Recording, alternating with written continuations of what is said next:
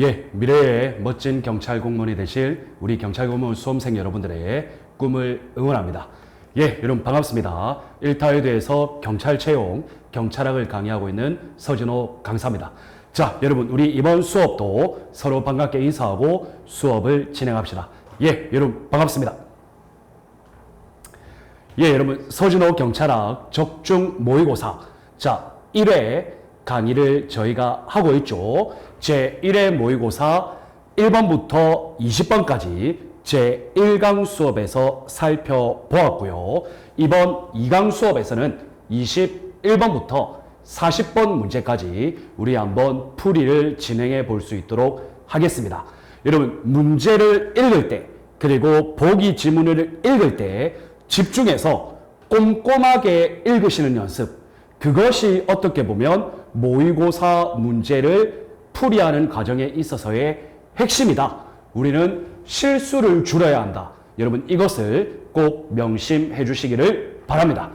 자, 그러면 여러분들 이제 21번 문제부터 하나하나 풀이해 나갈 수 있도록 하겠습니다. 자, 여러분 21번은 경찰 공무원의 의무와 관련하여 물어보고 있죠. 자, 여러분들 이런 경찰 공무원의 의무는 국가공무원법상의 의무, 경찰공무원법상의 의무, 경찰공무원 복무규정상의 의무, 그리고 공직자윤리법상의 의무, 이 경찰공무원의 의무와 관련해서 규정하고 있는 4가지 법률에 의하여 구분되는 의무가 있고, 그 다음에 기본적 의무, 그리고 직무상의 의무, 세 번째로 신분상의 의무가 있죠. 그러한 것들을 여러분들이 비교, 구분하실 수 있느냐? 그것을 물어보는 것이 핵심이다. 이렇게 이해하시면 되겠습니다. 자, 그래서 여러분들 의무에 대한 설명으로 적절한 것을 한번 찾아봅시다. 1번입니다. 공무원의 직무상 의무입니다. 여러분들 이 직무상 의무라는 것은 직무를 수행할 때 해당 의무의 내용대로 직무를 수행하여야 한다. 즉 직무를 할 때 직무에 전념하여야 한다. 맞죠, 여러분? 직무를 수행할 때 친절 공정하게 직무를 수행하여야 한다. 직무를 수행할 때 법령을 준수하여야 한다. 자, 직무를 수행할 때 종교 중립적으로 직무를 수행하여야 한다. 자, 그런데 여러분 여기 보시면 비밀엄수의 의무 있죠. 비밀엄수의 의무는 조금 이따가 하고요. 직무를 수행할 때 상관의 명령에 복종하여야 한다. 자, 이렇게 모두 해석할 수 있는데 여러분들 이 비밀엄수의 의무는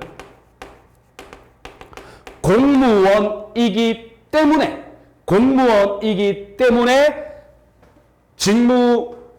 공무원의 신분을 가지고 있을 때에도 공무원의 신분을 가지고 있지 아니하는 때에도 알게 된 내용에 대한 비밀을 지켜야 한다. 그래서 여러분들 이 비밀엄수의 의무는 신분상의 의무입니다. 공무원이기 때문에 비밀을 지켜야 합니다. 이해가 되시죠? 그래서 일단 1번은 X입니다. 자, 여러분들 2번을 보시면 복종의 의무와 관련하여 특히 사건 수사 이것과 관련해서 적법성, 정당성 이러한 것에 대한 이견, 다른 의견이 있을 때에는 이의를 제기할 수 없다? 틀렸죠, 여러분? 사건 수사와 관련된 상관의 지휘 명령의 적법성, 정당성 이러한 것에 대하여 이견이 있을 때에는 이의를 제기할 수 있습니다. 그 이유는 이의 제기할 수 있다.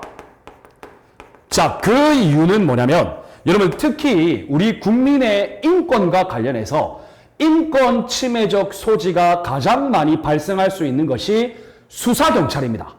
그렇기 때문에 구체적 사건 수사와 관련해서 이의를 제기할 수 있다라는 규정을 인정하고 있다. 이렇게 이해하시면 어렵지 않겠죠. 자, 다음 여러분 3번을 보시면 공무원이 공무 외에 영리를 목적으로, 즉 영리 업무 종사죠. 자, 여러분들 영리 업무 종사는 그 어떠한 경우에도 여러분 금지됩니다. 이해가 되시죠? 그래서 소속장의 허가 없이 다른 직무를 겸할 수 없다. 자, 여러분들 이게 좀 이상한 게 뭐냐면요. 업무에 종사하지 못한다. 영리 업무 종사는 거의 절대적으로 금지가 되고, 자, 그 다음에 여기 보시면 다른 직무를 겸한다. 자, 여러분들 이것은 겸직 금지 의무죠. 자, 겸직 금지 의무는 원칙적으로 금지가 되는데 소속 기관장의 허가가 있으면 또 가능해요. 여러분 이거 두 개 구별하실 수 있으셔야 됩니다.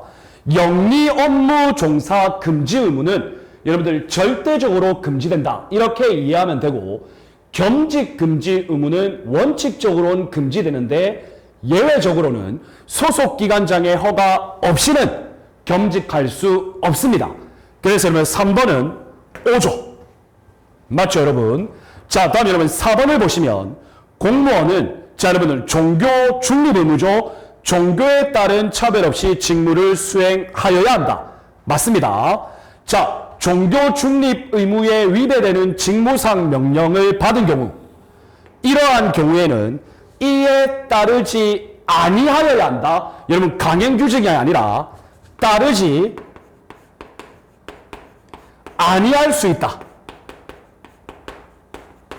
여러분들 종교 중립 의무 관련해서 종교 중립 의무와 관련된 직무상 명령이 있으면 이에 따르지 아니할 수 있다. 여러분 그것 꼭 기억해 주시기를 바랍니다. 자, 그래서 여러분들 21번의 적절한 설명은 정답은 3번이 되겠습니다. 이해가 되시죠? 어려운 문제는 아니었습니다. 자, 다음 여러분 22번 보겠습니다.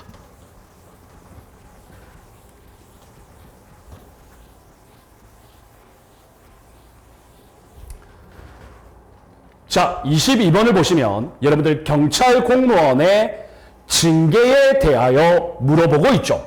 가장 적절한 것, 여러분 적절한 것을 찾는 문제입니다. 1번 보겠습니다. 징계 등 사건을 의결할 때, 여러분들 징계 등 사건을 의결할 때에는 여러분들 징계위원회에서 해당 사건을 심의 의결하죠. 그런데 그 의결을 할 때에는 다양한 재반 사정을 종합적으로 고려하여 판단해야 되겠죠. 그런데 여기서 징계 등 심의 대상자의 평소 행실, 근무 성적, 그 다음에 공적, 그 다음에 회계의 정도, 이러한 것들을 징계 등 의결을 요구한 자의 의견을 고려할 수 있다. 자, 여러분들 어떻게 해야 되냐면 이런 경우에는 징계 등 심의 대상자의 그동안의 행실, 그동안의 공과 이러한 것들을 고려하여야 합니다. 강행 규정입니다. 이해가 되시죠? 그래서 X입니다. 자, 이거는 법률의 규정이기 때문에 있는 그대로 이해하시면 됩니다. 자, 다음 여러분 2번을 보시면 징계위원회는 의결을 하여야 한다. 그러면 여러분들 의결 기간이라는 게 있겠죠. 그런데 여기에 보면 60일 이내라고 하고 있죠. 여러분 이게 틀렸습니다. 여러분 징계 의결 기간은 징계 요구서를 받은 날로부터 30일 이내입니다. 자, 그런데 여기에 플러스해서 30일 이내의 범위에서 연장이 가능하죠. 자, 그런데 여러분들 이때 30일 연장을 할 때에는 징계 의결을 요구한 요구 기관장의 승인을 받아서 연장할 수 있다. 그래서 여기에는 경찰기관의 장의 승인을 받아. 이거는 맞죠, 여러분? 그런데 기본적으로 의결 기간은 30일 이내이다. 2번 X입니다.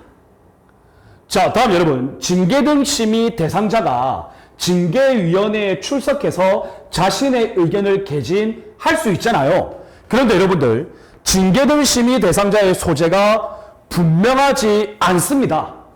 그래서 여러분들 출석 통지서를 보낼 수가 없습니다. 자, 그러할 경우에는 출석 통지서를 관보에 게재합니다. 관보 게재 이후에 7일이 지나면 출석 통지서가 송달된 것으로 본다. 틀렸죠?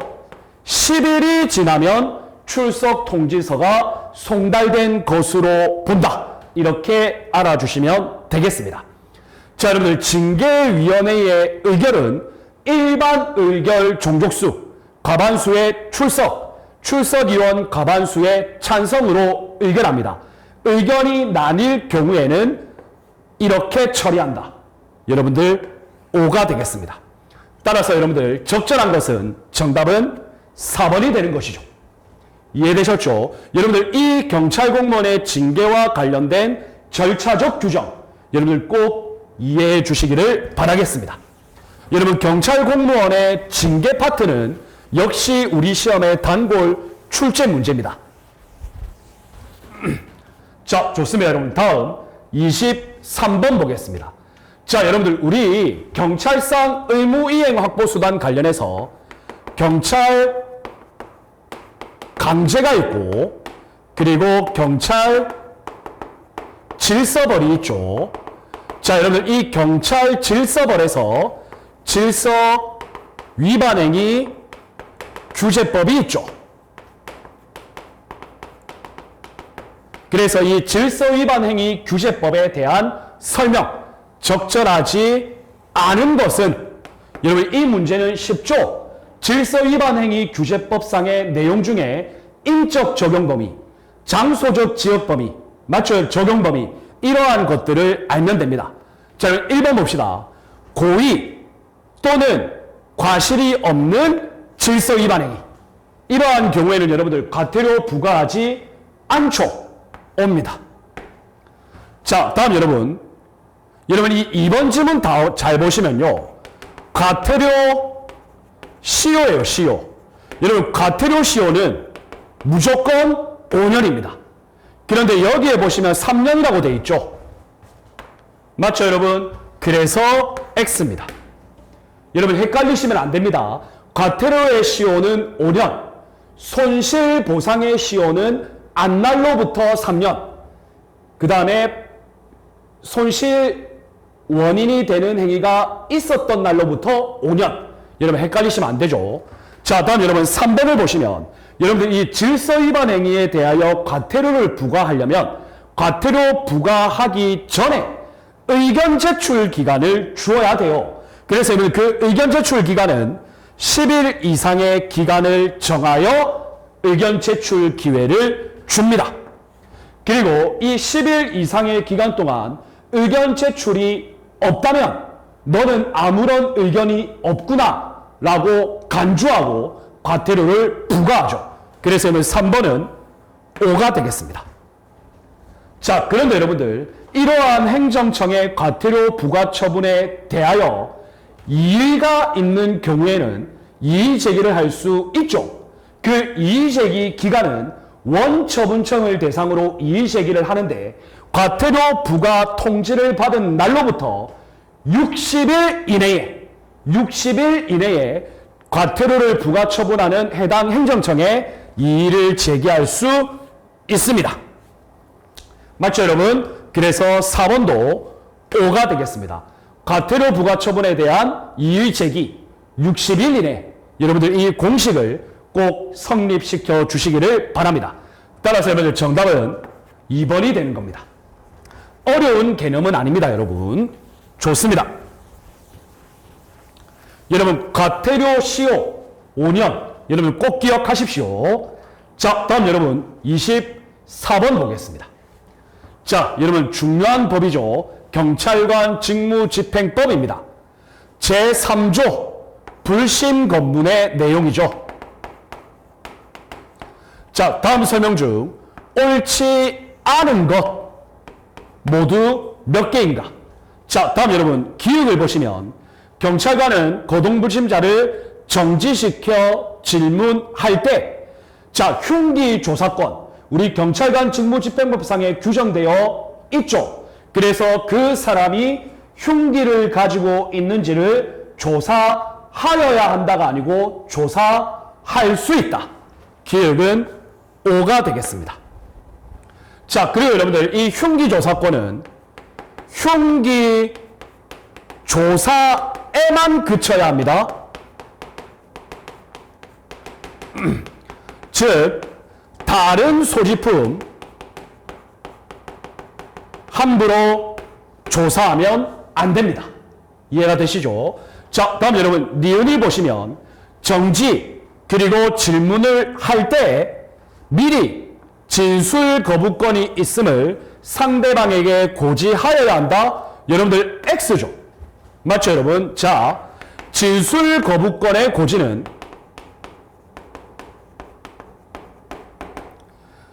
불심 거부에서는 적용되지 않습니다. 자, 그리고 여러분들 변호인 조력권도 불신 검문에서는 적용되지 않습니다. 다만 임의 동행을 하고 난 이후에는 해당 경찰 관서에 갔을 때는 변호인 조력권 고지하여야 합니다. 맞죠 여러분? 꼭 기억해 주시기를 바라요. 자, 다음 여러분 디귿 보겠습니다. 경찰관은 정지시킨 장소에서 질문하는 것이 그 사람에게 불리한 경우, 해당 당사자에게 불리한 경우, 두 번째는 교통에 방해된다고 인정되는 경우, 이럴 때는 여러분들 가까운 경찰관서로 동행해 주시겠습니까? 라고 요구할 수 있습니다. 이것이 바로 임의 동행의 요건이죠. 자, 다음 여러분 리을을 보시면 동행 요구 시 당행인은 그러니까 동행 요구를 받은 사람이죠. 그 요구를 거절할 수 있으나 거절할 수 있죠. 이러한 내용이 경직법에 규정되어 있는 것은 아니다. 틀렸습니다. 경직법에 규정되어 있습니다. 자, 다음 여러분 미음을 보시면 동행한 사람 이미 동행을 하고 난 이유죠. 그러면 동행한 사람의 가족, 친지 등에게 경찰관의 신분, 장소, 목적, 이유를 알리거나 본인으로 하여금 즉시 연락할 수 있는 기회를 주어야 하죠. 그리고 동행하고 난 이후에는 변호인의 도움을 받을 권리가 있음을 알릴 필요가 없는 것이 아니라 변호인 조력권을 고지하여야 합니다. 그래서 X입니다. 따라서 여러분들 옳지 않은 것은 니은, 리을, 미음 해서 정답은 4번 3개가 되겠습니다. 이해되시죠? 좋습니다.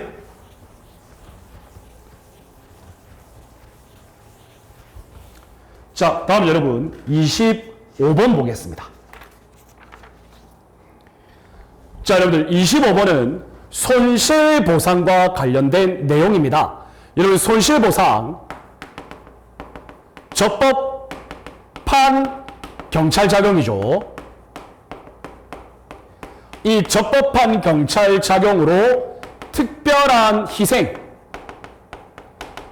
즉 손실이 발생한 것이죠. 자, 설명으로 적절하지 않은 것은 자, 여러분들 1번 봅시다. 손실보상을 청구할 수 있는 권리 있음을 안 날부터 3년 있었던 날로부터 발생한 날로부터 5년 1번은 5가 되겠습니다. 자, 다음 여러분 2번을 보시면 손실보상 청구 사건의 심의 손실보상심의위원회에서 하죠. 자, 경찰청, 해양경찰청, 시도경찰청, 지방해양경찰청 딱 여기까지죠.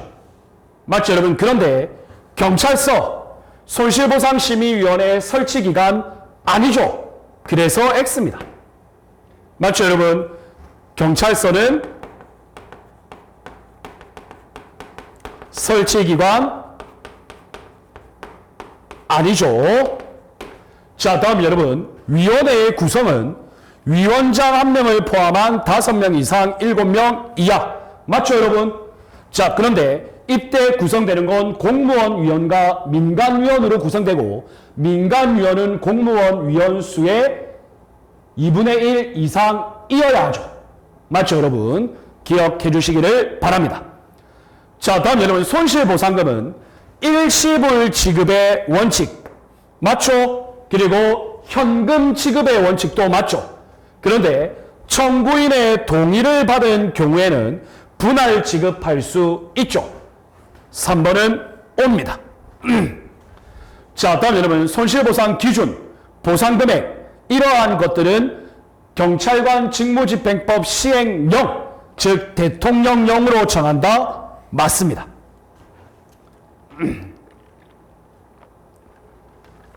여러분들 뭐 행정안전부령으로 정한다 이러면 X죠. 따라서 여러분들 25번에 적절하지 않은 것은 정답은 2번이 되겠습니다. 쉬운 문제입니다, 여러분. 좋습니다.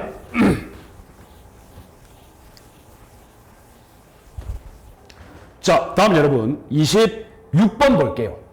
자, 여러분 경찰 장비와 관련하여 경직법에도 규정이 있고 그 경직법의 규정을 조금 더 구체화시킨 대통령령, 즉 위해성 경찰 장비의 사용 기준 등에 관한 규정.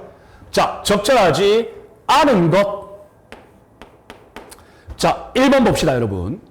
경찰관은 범인, 주치자, 정신착란자 이런 사람들의 자살, 자해 기도를 방지하기 위하여 수갑, 포승 또는 호송용 포승을 사용할 수 있죠. 옵니다.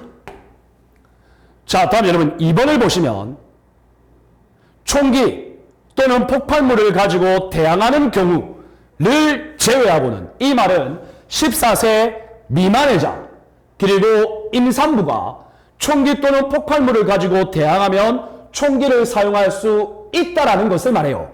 맞죠, 여러분? 그런데 그 이외에는 권총 또는 소총을 발사하여서는 아니 된다. 오죠. 자, 다음 여러분 3번 보시면, 여러분 이 3번 지문은 제가 이렇게 외우라고 말씀드렸습니다. 기 30, 대 15, 최루탄 발사기 30도, 최루탄 발사대 15. 맞죠, 여러분? 그래서 최루탄 발사기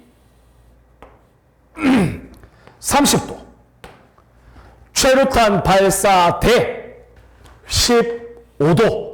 그래서 여러분 3번도 5가 되겠습니다. 자, 다음 여러분 신규 도입 장비에 대한 안전성 검사 결과 보고서. 여러분 경찰청장이 3개월 이내에 누구한테 제출하죠? 국무회의에 제출한다? 틀렸죠? 국회 소관 상임위원회에 제출하죠. 그래서 이때 국회 소관 상임위원회는 경찰청은 행정안전부 장관 소속이니까 행정안전위원회입니다.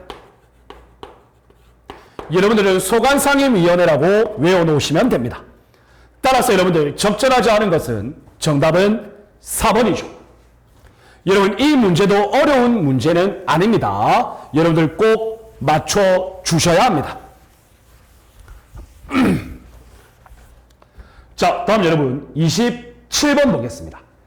자, 여러분들 27번에 보면 행정절차법. 자, 여러분들 이번에 우리가 경찰구제법 명백하게 시험 범위에 들어갔죠. 자, 그런데 여러분 이 경찰구제법이 행정절차, 국가배상, 행정심판, 행정소송, 여러분들 이렇게 4가지 법률로 구성이 되어 있는데요.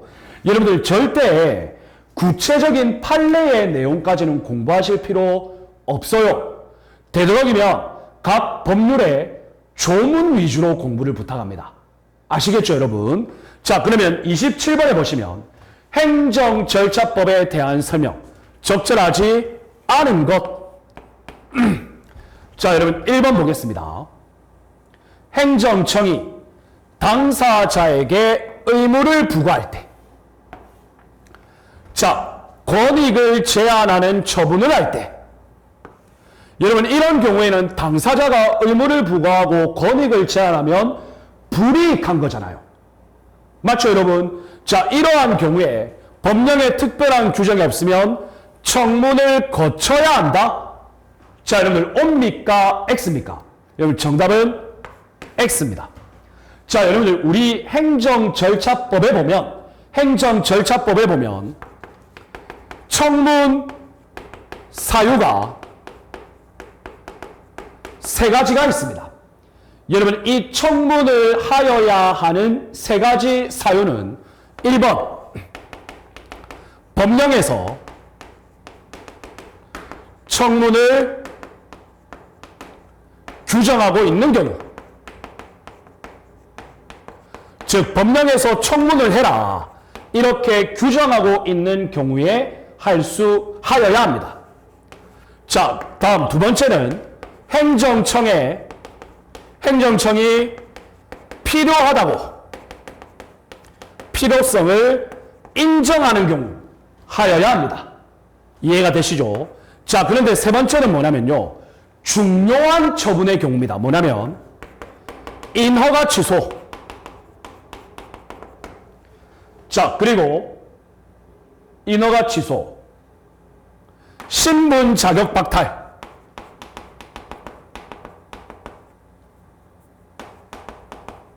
그 다음 법인 조합 설립, 허가 취소,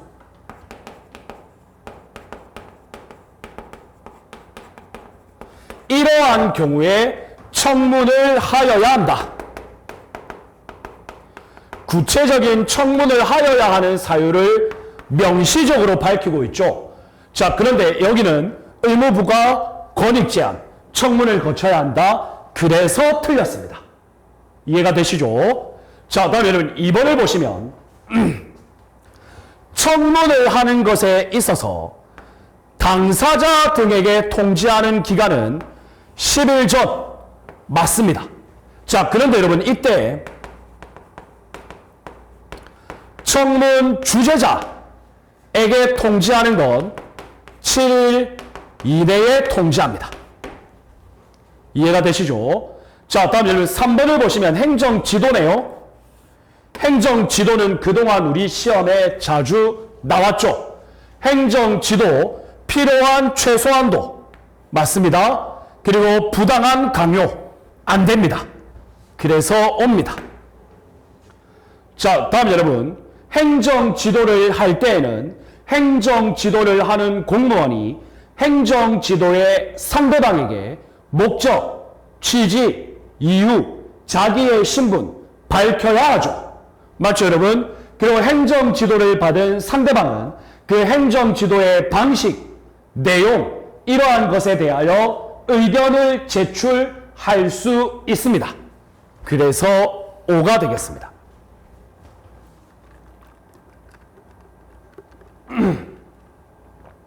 따라서 여러분들 27번에 적절하지 않은 것은 정답은 1번이 되는 것이죠. 좋습니다. 자, 그래서 여러분들 행정절차법이 얼마 전에 또 개정이 되었습니다. 7월 5일인가? 며칠 전에 개정이 되었습니다. 그래서 제가 지금 행정절차법 개정안을 정리를 하고 있거든요. 조만간 카페에 공지가 될 거니까 행정절차법 개정 내용, 그것도 여러분들 제 카페를 통해서 꼭 확인해 주시기를 바랍니다. 자, 다음 여러분 28번입니다. 자, 여러분들 28번은 행정심판법입니다. 자, 행정심판의 청구의 기간을 물어보고 있죠. 적절하지 않은 것. 자, 1번 볼게요. 여러분들 행정심판이라는 건요, 원처분 행정청에 처분이 있음을 알게 된 날로부터 91일입니다. 90일 이내에 청구하여야 한다. 자, 그런데 여러분들 이 청구가 불가항력으로 청구할 수 없을 경우에는 그 불가항력의 사유가 소멸한 날로부터 14일 이내에도 청구할 수 있습니다. 그래서 옵니다. 여러분 이거는 행정심판 청구 기간의 가장 기본적인 내용이죠. 맞죠, 여러분? 그래서 행정심판 청구기간 1번 처분이 있었던 날로부터 90일 이내입니다. 자, 다음 여러분. 아니. 처분이 있음을 알게 된 날이죠.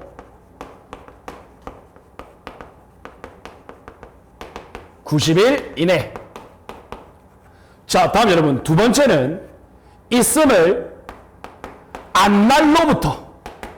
그러니까 처분이 있었던 날부터 180일 이내입니다. 자, 그래서 여러분들 2번을 보시면 있었던 날 180일. 맞죠, 여러분? 그래서 2번도 5가 되겠습니다. 여러분 꼭 구별하셔서 암기를 해 주셔야 됩니다.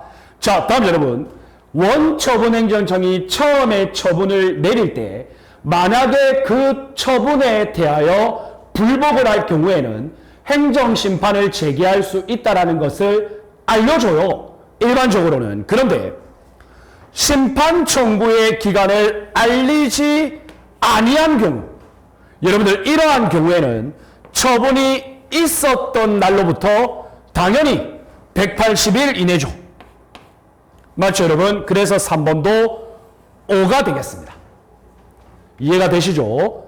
자, 다음 여러분 4번을 보시면 취소 심판의 경우와 달리, 여러분 취소 심판은 앞에서 설명한 심판 청구 기간의 제한을 받죠. 자, 그런데 무효등 확인 심판. 자, 보시면 여러분들 무효등 확인 심판은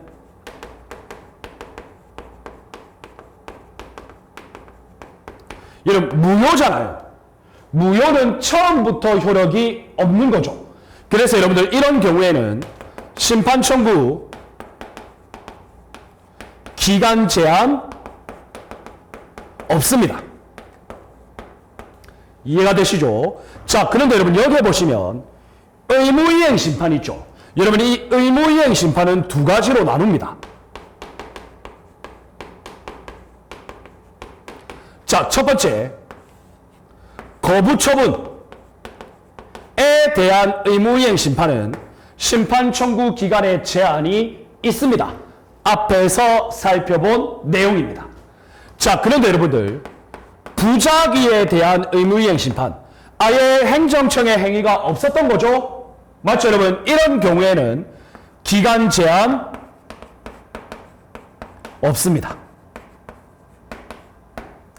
이해되시죠? 여러분 다 법률 조문입니다. 법률 조문 내용에 다 있기 때문에 4번은 X죠. 이해되시죠? 그래서 여러분들 정답은 4번이 되겠습니다. 여러분들 우리 수험생분들이 경찰구제법이 그동안 경찰학에서 거의 다루어지지 않았기 때문에 행정절차법, 행정심판법, 국가배상법, 행정소송법 많이 어려워하는데요. 여러분 법률 조문 위주로 꼼꼼하게 봐주시면 됩니다. 쓸데없이 판례, 구체적인 판례의 내용 다 공부하실 필요 없습니다. 그리고 여러분들 그러한 내용들은 주로 일반 행정법에서 출제되는 거지 경찰행정법에서는 그런 일반적인 내용 출제되지 않습니다. 이해가 되시죠? 자, 여러분 한번 잘 생각해 보세요. 개발 제한 구역.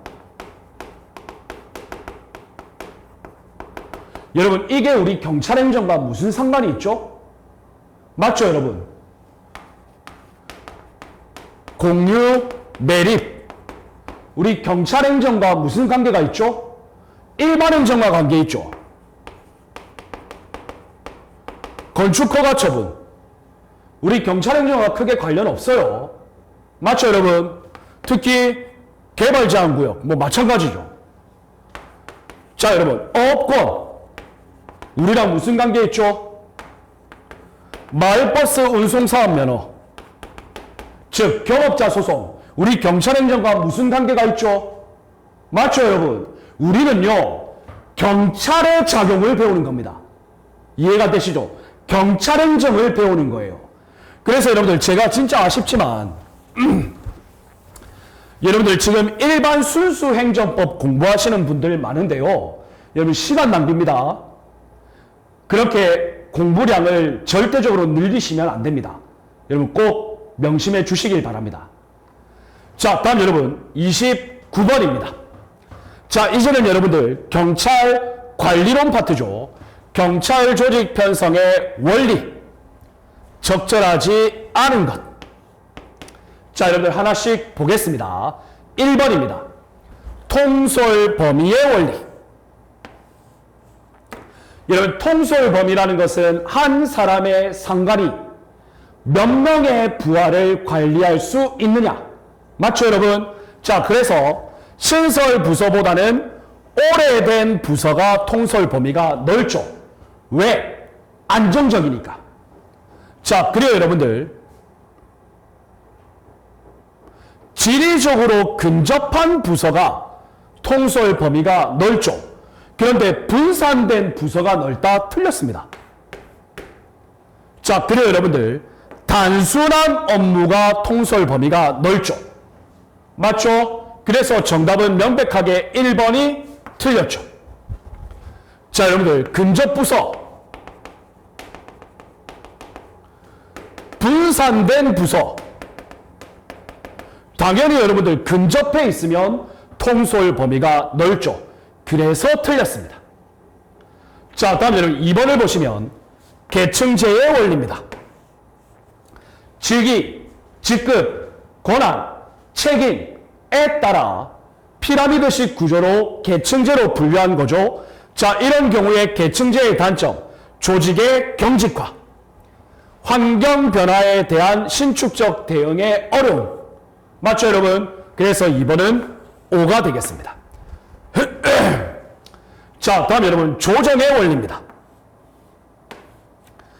문희가 조정의 원리를 제1의 원리라고 했죠. 그래서 단위기관의 활동을 전체의 관점에서 통일적으로 조직하는 것. 그래서 여러분들 3번도 5가 되겠습니다. 자, 다음 여러분 4번을 보시면 분업의 원리입니다.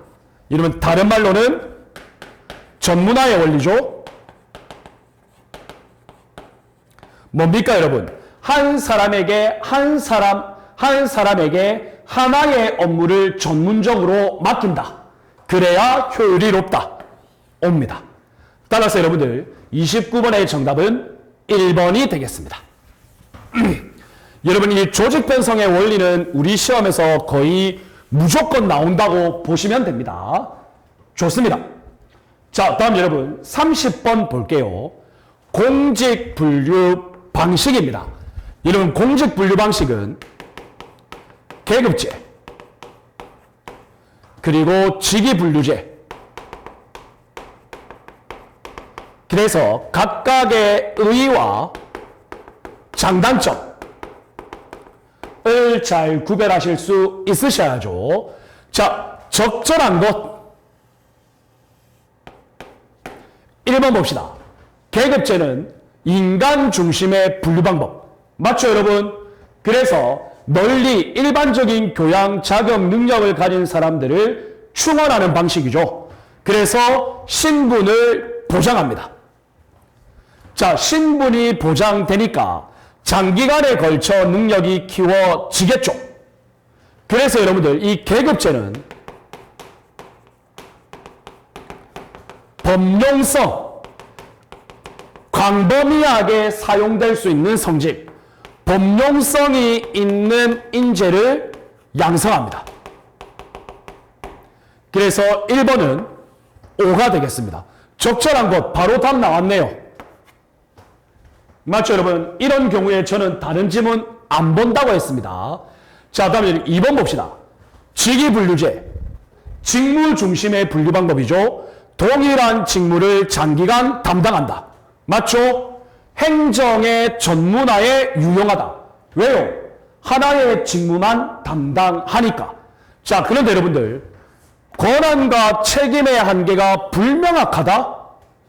아니죠, 여러분들. 아주 명확하죠. 왜? 그 직무를 담당하는 사람에게 책임을 지우면 되니까. 어려운 내용 아닙니다. 자, 다음 여러분 3번을 보시면 계급제는 충원 방식에서 폐쇄형을 채택한다.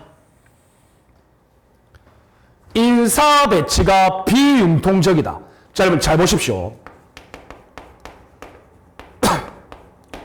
계급제는 여러분 일단 폐쇄형은 맞습니다. 그리고 직위분류제는 개방형입니다. 그래서 계급제는 폐쇄형이기 때문에 외부 충원이 아니고 안에서 돌립니다. 맞죠, 여러분? 그래서 인사 배치가 신축적입니다. 그런데 직위분류제는 그 직무에 대한 전문화가 필요하기 때문에 다른 사람을 쉽게 못합니다. 그래서 비신축적입니다. 그래서 여러분들 계급제는 비융통적 아니죠. X입니다. 바뀌었죠. 자, 다음 여러분 4번을 보시면 직위분류제는 보수 결정의 합리적인 기준을 제시한다. 예, 맞아요. 자, 그런데 기관 간의 횡적 협조가 용이하다? 자기 직무밖에 모르기 때문에 횡적 협조는 용이하지 않습니다. 이해가 되시죠? 따라서 여러분들 정답은 1번이 되겠습니다. 좋습니다.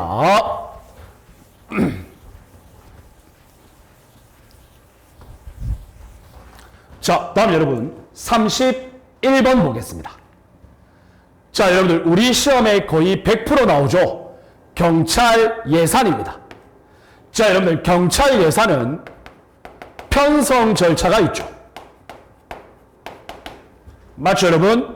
다음 집행 절차가 있죠. 그리고 결산 절차가 있죠. 자, 바르게 나열한 것. 자, 한번 볼까요, 여러분? 기억입니다. 경찰청장은 다음 연도에 삐리리 해서 요구서.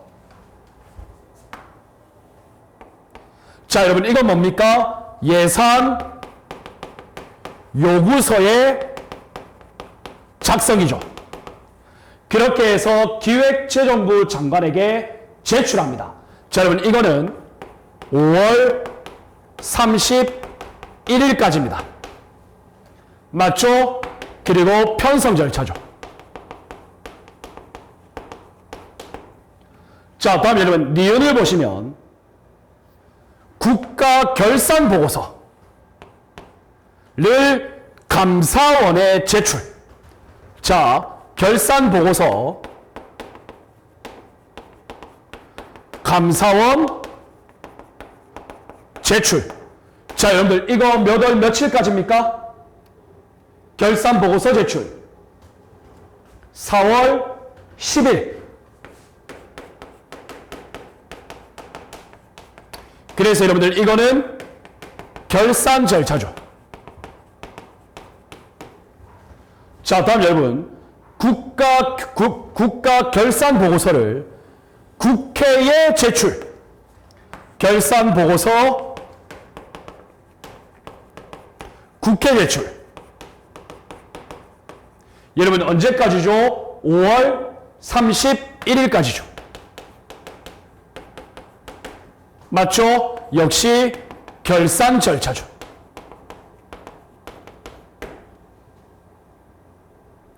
자, 다음 여러분 요거 잘 보세요. 기획은요 예산 요구서입니다. 그런데 여기에 보면 예산 배정 요구서입니다. 예산을 배정해 달라. 자, 여러분 경찰 예산의 집행은 예산의 배정으로부터 시작하죠. 그래서 여러분들 이것은 집행 절차입니다. 맞죠? 자, 그리고 여러분들 예산의 배정은 분기별 배정이죠. 기억해 주십시오. 자, 다음 여러분 예산 편성 지침입니다. 예산안 편성 지침. 자, 여러분들 예산안 편성 지침은 몇 월 며칠까지죠? 3월 31일까지죠. 그리고 여러분들 이것은 예산의 편성 절차죠. 이 문제 상당히 좋은 문제죠. 자, 다음 여러분 예산안 확정. 예산안을 국회에 제출하고 맞죠 여러분? 이건 뭡니까? 120일 전까지죠. 그리고 국회는 30일 전에 의결해야죠. 맞죠 여러분? 무슨 절차입니까? 편성 절차죠. 그래서 여러분들 이것을 연결시키면 일단 편성 절차부터 와야겠죠. 그래서 여러분들 시작은 미음이죠. 그 다음 기읍이죠. 맞죠 여러분? 그 다음 비읍이죠. 미음, 기읍, 비읍. 답 나왔네요. 3번입니다. 맞죠 여러분? 여러분 이거는요 각각의 내용이 편성이냐 집행이냐 결산이냐 이것을 구별하셔야 되고, 편성이면 편성, 집행이면 집행, 결산이면 결산인데 몇 월 며칠까지냐 그것을 총체적으로 물어보는 문제입니다. 정말 좋은 문제죠. 정답은 3번이 되겠습니다.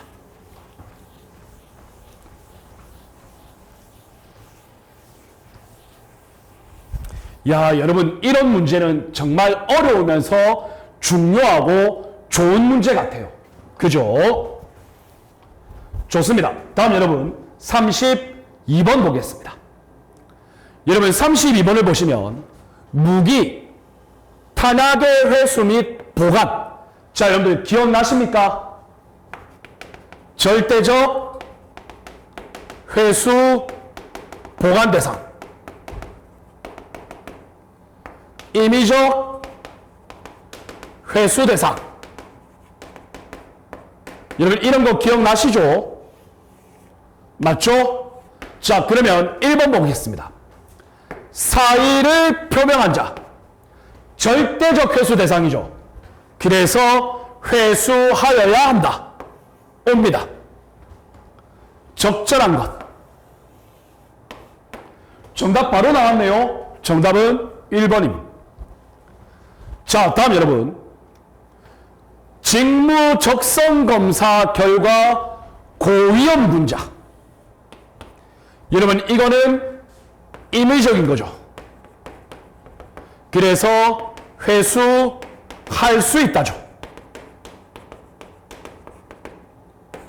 회수하여야 한다 아닙니다. 자, 다음에는 3번을 보시면 형사사건의 조사의 대상이 된 자. 자, 여러분 이거는 절대적이죠. 그래서 회수하여야 한다. 그런데 여기에 보시면 회수할 수 있다라고 했죠. 그래서 틀렸어요. 자, 다음 여러분 정신건강상 우려되는 자. 이건 여러분들 임의적이죠. 그래서 할 수 있다죠. 그런데 여기에 보면 회수하여야 한다라고 되어 있죠. 맞죠 여러분? X죠. 따라서 정답은 1번입니다. 여러분 이 문제도 어려운 문제 아닙니다. 우리 시험에 자주 출제가 되었던 내용입니다. 자, 다음 여러분 33번 보겠습니다. 자, 여러분들 33번에 보면 제한구역을 물어봅니다. 자, 자, 여러분들 우리 보시면 제한 지역이 있죠. 맞죠, 여러분? 자, 이러한 경우에는 여러분들 출입 시 감시만 있는 거죠. 자, 다음 여러분 제한 구역은 실질적인 안내가 필요하죠. 맞죠, 여러분? 자, 다음 여러분 통제 구역은 자, 비밀 취급 인가를 받지 못하는 사람은 출입이 아예 금지되죠. 그런데 여러분 이 세 가지 중에 제가 통제구역 외우라고 말씀드렸죠. 그래서 이 통제구역에는 자, 먼저 비밀이라는 말이 들어가면 통제구역이에요. 자, 암호 맞죠, 여러분? 상황실 이러한 말 들어가면 제가 통제구역이라고 말씀을 드렸죠. 기억나십니까? 자, 그래서 봅시다. 정보통신실 제한구역이죠. 맞죠, 여러분? 자, 다음 과학수사센터 제한구역이죠. 자, 여러분 암호 들어가죠. 이건 여러분 통제구역이죠. 맞죠, 여러분? 자, 다음 여러분 발간실 제한구역이죠. 치안 상황실 들어가죠. 통제구역이죠. 자, 여기에 여러분 보안이라는 말이 들어가지만 이건 여러분 담당 부서를 얘기하죠. 제한구역이죠. 여러분 이렇게 풀면 쉬워요. 따라서 여러분들 모두 고른 것은 기읍, 니은, 리을, 비읍. 정답은 3번입니다. 이해되시죠, 여러분? 제가 여러분들 기출문제 풀이할 때 이 통제구역을 외워라. 그리고 외우는 암기 팁 가르쳐 드렸습니다. 어렵지 않습니다.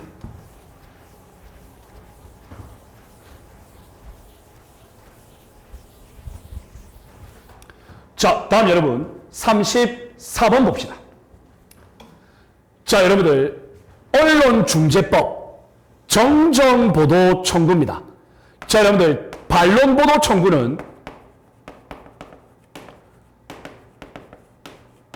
반론보도 청구의 경우 대부분 정정보도 청구의 내용을 준용하죠. 자, 여러분들 적절하지 않은 것은 자, 1번 볼까요? 언론 보도 등이 있음을 안날부터 3개월 이내 언론사 등에게 청구할 수 있죠. 그러나 6개월이 경과하면 정정보도 청구할 수 없죠. 옵니다. 자, 다음 여러분 이러한 정정보도 청구는 언론사 등의 대표자에게 하죠. 그리고 당연히 서면이죠.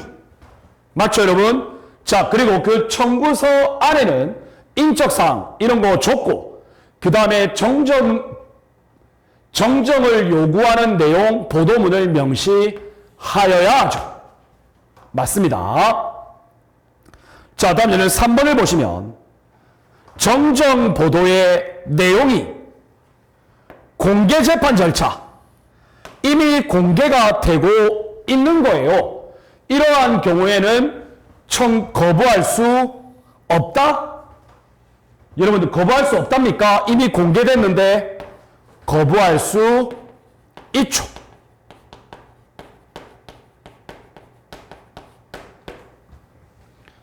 자, 다음 여러분 분쟁이 있는 경우 조정신청 피해자, 언론사, 양 당사자가 신청할 수 있죠. 따라서 여러분들 정답은 3번입니다.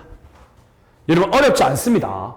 공개재판, 공개회의, 이 공개의 경우에는 언론사가 정정보도 청구를 거부할 수 있는 사유입니다. 여러분들 꼭 기억하시기를 바랍니다.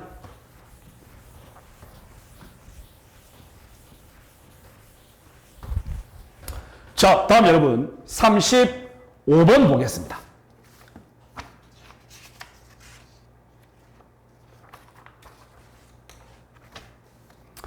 자, 여러분들 35번을 보시면 정보공개법 물어보고 있죠. 경찰행정 통제. 자, 옳지 않은 것. 자, 여러분 1번 볼까요? 공공기관으로부터 결정 통지를 받은 날 또는 청구 20일이 경과한 날 이때부터 30일 이내 해당 공공기관에 이의 신청을 할 수 있죠. 옵니다.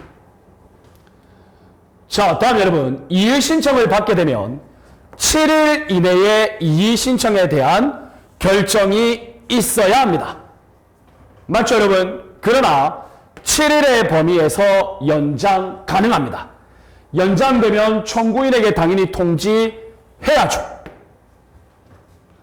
자, 그런데 이 정보공개 청구가 제3자와 관련이 있다고 인정되면 행정청은 그 사실을, 그러니까 정보공개 청구를 받은 공공기관은 제3자와 관련이 있다고 인정되면 그 사실을 제3자에게 지체 없이 통지하여야 합니다. 맞죠 여러분? 그리고 통지받은 제3자는 3일 이내에 내 정보 공개하지 마세요 라고 요청할 수 있습니다. 자, 다음 여러분 4번을 보시면 정보공개위원회. 여러분 정보공개위원회는 7명의 위원이 아니라 11명의 위원이죠. 맞죠 여러분? 이 11명의 위원 중에서 7명은 민간위원이죠. 어렵지 않습니다. 정답은 4번이 되겠습니다.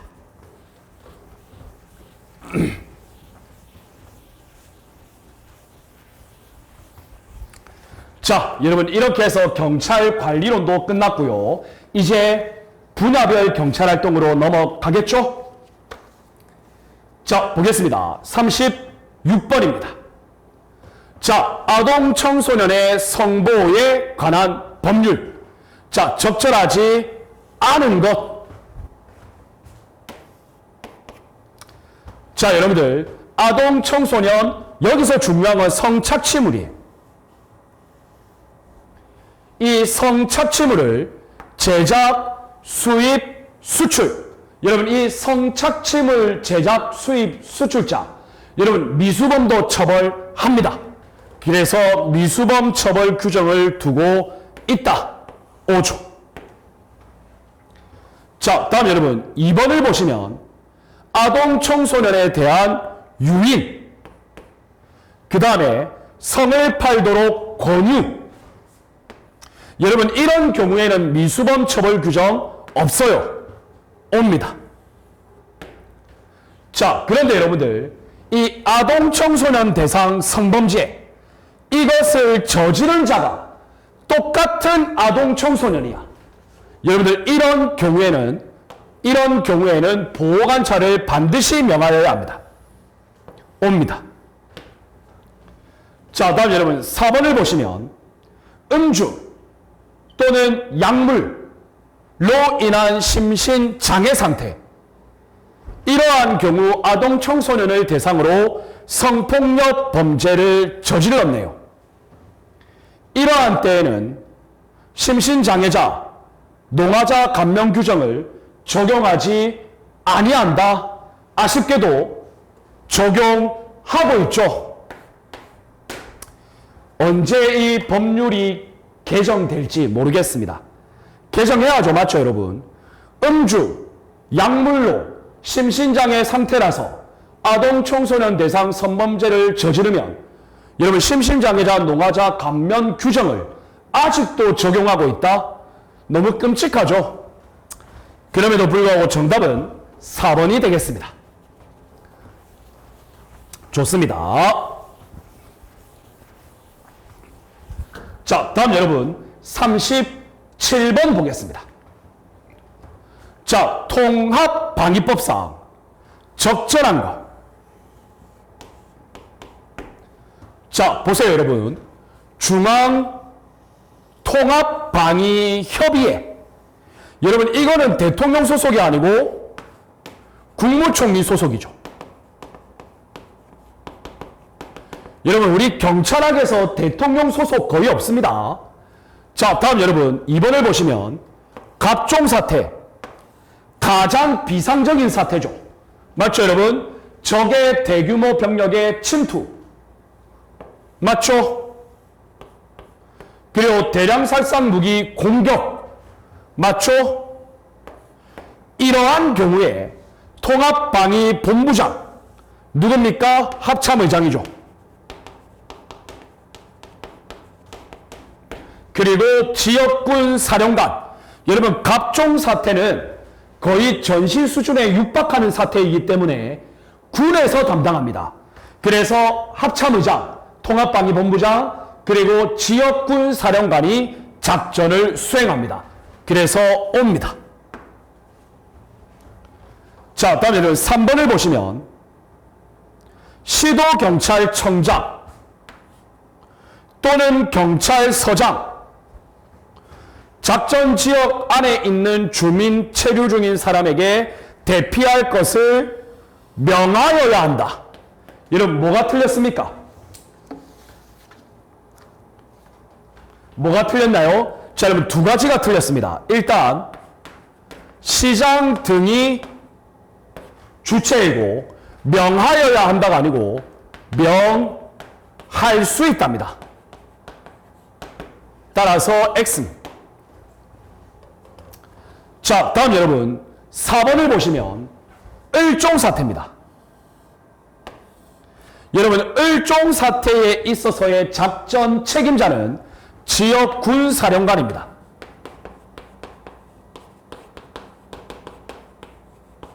자, 그런데 여러분 여기 보시면 시도경찰청장이 나오죠. 틀렸죠.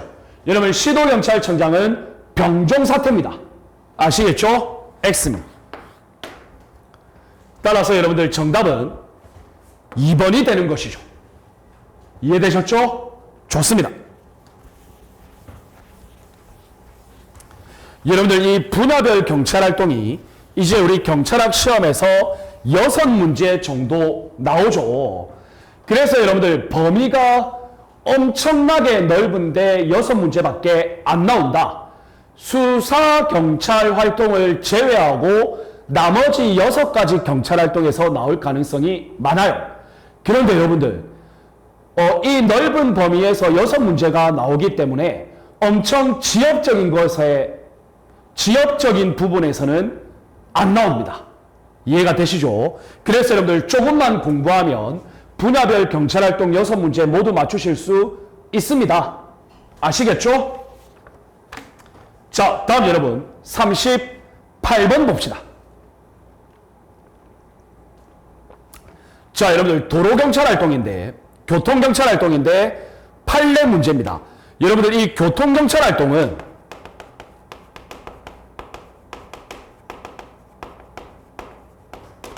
일단 음주, 무면허, 교통사고 조사 처리 특례법. 맞죠, 여러분? 이러한 것과 관련된 판례 문제가 나올 가능성이 제일 많습니다. 자, 그리고 여러분들, 얼마 전에 7월 12일이죠. 그때 또 도로교통법이 개정되었습니다. 제가 또 개정법령 작업하고 있으니까 여러분들 조만간 제 카페에 들어오셔서 행정절차법, 그 다음에 도로교통법 개정한 내용 꼭 확인하시기를 바랍니다. 자, 여러분들 1번 봅시다.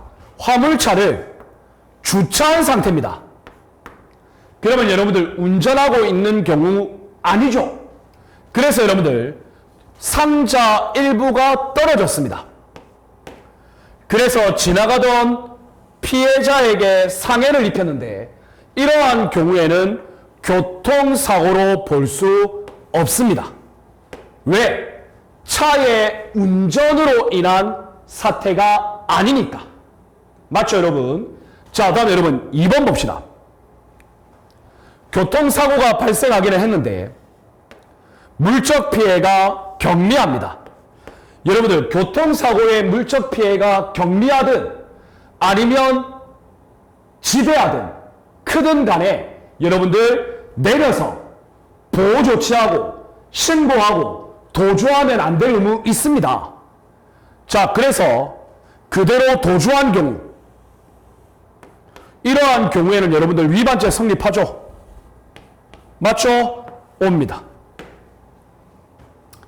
자, 다음 여러분 3번을 보시면 교차로 직전 횡단보도가 있네요. 맞죠 여러분? 자, 이때 차량 보조등이 설치되어 있지 않아요. 자, 그런데 교차로의 차량 신호등은 적색, 횡단보도 보행등은 녹색. 그러면 여러분들 지나가면 안 되죠. 그래서 횡단보도를 지나 우회전하다가 사람을 다치게 했네요. 여러분들 이런 경우에는 교통사고 처리 특례법 신호위반 해당하죠. 맞죠 여러분? 그래서 X입니다. 자, 그리고 여러분들 4번도 O가 되겠죠. 따라서 여러분들 적절하지 않은 것은 정답은 3번입니다. 자, 여러분들 교통경찰 활동 판례 주의 깊게 보셔야 됩니다. 아시겠죠? 좋습니다. 아마 교통경찰 활동에서는 이런 판례 문제가 거의 100% 출제될 가능성이 많을 것 같아요. 자, 다음 여러분 19번 문제, 39번 문제입니다. 자, 여러분들 집시법이죠. 자, 여러분들 이번 22년 1차 순경 채용 시험에 집시법이 출제되지 않았어요. 그래서 여러분들 이번 2차 채용에는 집시법 출제될 가능성 엄청 많죠. 자, 설명 중 가장 옳은 것. 자, 봅시다. 관할경찰 신고서의 기재사항의 미비한 점, 보안통보죠. 이런 보안통보는 12시간, 24시간. 그래서 접수증 교부한 때로부터 24시간 이내가 아니고 12시간 이내. 그리고 12시간을 기한으로가 아니고 24시간을 기한. 맞죠 여러분? 그래서 X입니다.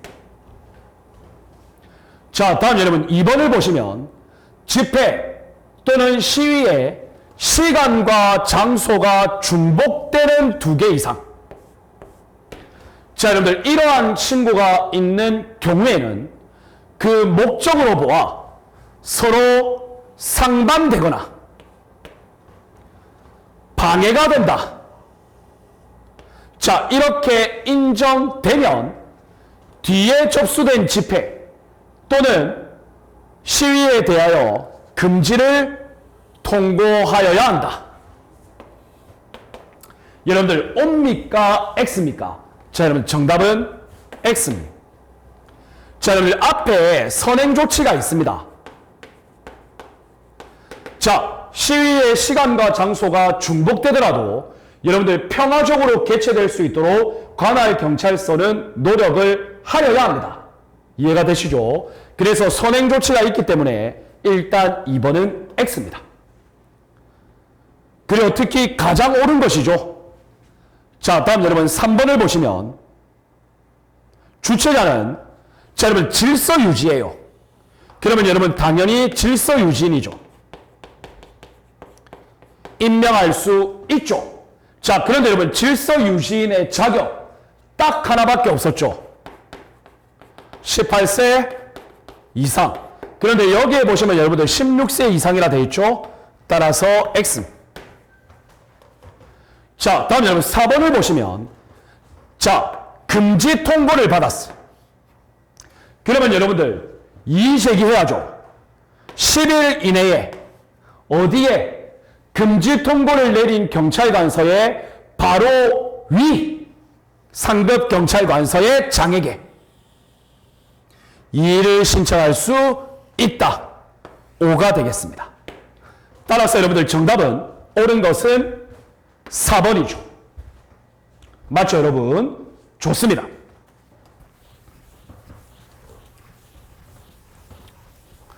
자, 그리고 여러분들 이번에 만약에 집시법이 출제가 되면 여러분들 이런 법률 조문들은 당연한 건데 개인적으로 저는 이제는 집시법과 관련해서는 법률 조문이 아니라 이제 집회 및 시위에 관한 법률도 판례가 상당히 누적되어 있기 때문에 판례 문제가 나올 가능성도 배제할 수는 없습니다. 자, 그래요 여러분들 요즘 뜨겁게 대두되고 있고 시험에 많이 출제되는 게 바로 이 소음 기준입니다. 맞죠 여러분? 특히 우리 전 대통령 사저 집회 소음 지금 기사 엄청 나오고 있죠. 그래서 여러분들 이 소음 기준 여러분들 꼭 주의 깊게 봐주셨으면 좋겠습니다. 자, 좋습니다. 다음 여러분 40번 문제입니다. 자, 40번에 보시면 범죄인 인도법상에 인도 거절 사유가 있어요. 자, 여러분들 이 인도 거절 사유는 절대적 인도 거절 사유와 임의적 인도 거절 사유가 있죠. 그래서 여러분들 이 법률의 태도는 인도할 수 없다. 자, 다음 인도하지 아니할 수 있다. 즉 인도국의 판단에 따르죠. 자, 여러분들 외우실 건 이 절대적 인도 거절 사유만 외우시면 됩니다. 이해가 되시죠? 자, 그럼 봅시다. 1번. 자, 보시면 공소시효. 시효의 완성. 여러분들 이런 경우는 절대적 인도 거절 사유입니다. 이해되시죠? 그래서 여러분들 4번은 그래서 아니 된다. 맞죠 여러분? 옵니다. 자, 다음 여러분 인종, 종교, 국적, 성별, 정치적 신념 이것도 절대적 인도 거절 사유입니다. 그래도 여러분 여기 보시면 인도하지 아니할 수 있다고 되어 있죠? 틀렸습니다. 그래서 여러분들 시효, 그 다음에 뭐 인종, 종교, 성별, 정치적 신념 이런 단어가 나오면 절대적 인도 거절 사유. 이해되십니까? 자, 그래요 여러분들 3번은 임의적 인도 거절 사유 맞죠? 인도하지 아니할 수 있다. 자, 제3국에서 재판을 받거나 처벌되었거나 처벌받지 아니하기로 확정된 경우 임의적 인도 거절 사유죠. 인도하지 아니할 수 있다. 이해되셨나요? 그래서 여러분들 반드시 이 절대적 인도 거절 사유만 외우시면 됩니다. 그럼 나머지는 전부 다 임의적 인도 거절 사유가 되겠죠. 이해가 되시죠? 여러분 이 범죄인 인도법 절대적 인도 거절, 임의적 인도 거절 우리 시험에 출제될 가능성이 높죠. 여러분들 꼭 비교 구분해 주시기를 바랍니다. 자, 여러분들 이렇게 해서 우리가 제1회 적중 모의고사 1강 수업에서는 1번부터 20번 그리고 이번 2강 수업에서는 21번부터 40번까지 모두 풀이를 해보았습니다.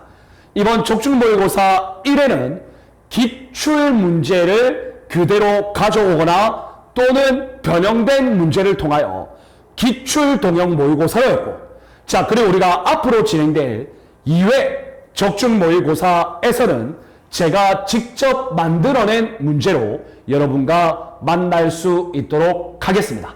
자, 여러분 1회 적중 모의고사 복습 잘 해주시고요. 우리는 다음에 2회 적중 모의고사에서 만날 수 있도록 하겠습니다. 여러분 고생 많으셨습니다. 항상 감사합니다.